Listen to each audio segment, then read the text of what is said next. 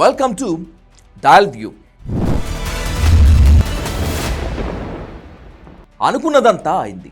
స్థానిక సంస్థల ఎన్నికల్లో రిజర్వేషన్లు అమలుపై హైకోర్టు స్టే విధించింది. బీసీలకు 42% రాజకీయ రిజర్వేషన్లు కల్పిస్తూ తెలంగాణ సర్కార్ ఇచ్చిన జీవోపై స్టే విధించింది హైకోర్టు. దీంతో స్థానిక ఎన్నికలు వాయిదా పడ్డాయి. జీవో 9తో పాటు ఇప్పటికే విడుదలైన ఎన్నికల నోటిఫికేషన్ పైన హైకోర్టు ధర్మాసనం స్టే విధించింది. ఇది రేవంత్ సర్కార్కి పెద్ద ఎదురుదెబ్బే. రిజర్వేషన్ల వ్యవహారం తేలకుండా ఆ పార్టీ స్థానిక సంస్థల ఎన్నికలకు వెళ్లలేదు. పైగా తాము బీసీ రిజర్వేషన్లకు అనుకూలంగా ఉన్నామని, అందుకోసం చేసిన కృషినంతా టీఆర్ఎస్ బీజేపీలో అడ్డుకున్నాయని విమర్శిస్తోంది కాంగ్రెస్.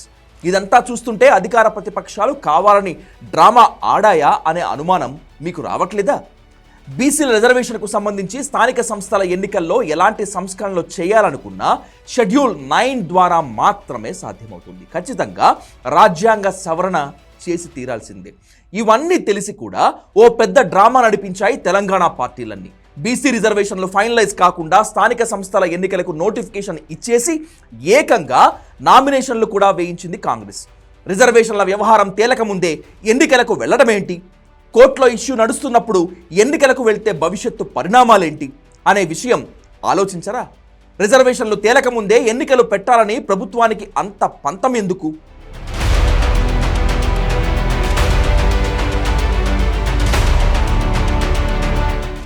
బీసీ రిజర్వేషన్ల పేరుతో అధికార ప్రతిపక్ష పార్టీలు స్టంట్ చేస్తున్నాయని క్లియర్గా అర్థమవుతోంది. సాధారణంగా ఎన్నికలంటే నెల రోజుల ముందు నుంచి హడావిడి మొదలు పెడుతోంది. కానీ షెడ్యూల్ ప్రకటించినా కూడా ఎక్కడా ఆ సందడి మొదలు కాలేదు. అంటే అందరిలో ఎక్కడో ఏదో అనుమానం. రిజర్వేషన్ల వ్యవహారం ఎటూ తేల్చకుండా ఎన్నికలకు పోతే తర్వాత న్యాయపరమైన చిక్కులు ఎవరు ఎదుర్కొంటారు అనే అనుమానమే నేతల్ని కూడా వేధించింది. ఇప్పుడు అంతా అనుమానపడినట్లే జరిగింది. మహారాష్ట్రలో ఇలాంటి వ్యవహారమే జరిగితే 3 ఏళ్ల తర్వాత ఎన్నికలను రద్దు చేసింది అక్కడి హైకోర్టు. కోర్టు ఖచ్చితంగా స్థానిక ఎన్నికల్లో బీసీ రిజర్వేషన్లపై స్టే ఇస్తుందని అన్ని పార్టీలకు ముందే తెలుసా? అందుకే ఏ పార్టీ కూడా అభ్యర్థుల విషయంలో కసరత్తు ప్రారంభించలేదు. కోర్టు ఎలాగూ అడ్డుకుంటుంది కదా, అప్పుడు చూద్దాంలే అని అన్ని పార్టీలు చేతులెత్తేశాయి. పోటీ చేద్దామనుకున్న అభ్యర్థులు కూడా అంత సీరియస్గా లేరు. పైకి మాత్రం అన్ని రాజకీయ పార్టీలు మేము ఎన్నికలను ఎదుర్కోవటానికి సిద్ధమనే ప్రకటనలు చేశాయి. కానీ ఒక్క పార్టీ కూడా అభ్యర్థులను ఎంపిక చేసుకోలేదు. చేసుకున్న ఒక్క రూపాయి కూడా ఖర్చు పెట్టలేదు. ఎన్నికలు జరగవని ముందే గుర్తించి తెలివిగా స్టేట్మెంట్లకు మాత్రమే పరిమితమయ్యాయి ఎందుకు? అధికార పార్టీ కూడా ఇప్పటి వరకు అభ్యర్థుల ఎంపిక ఎందుకు చేసుకోలేకపోయింది?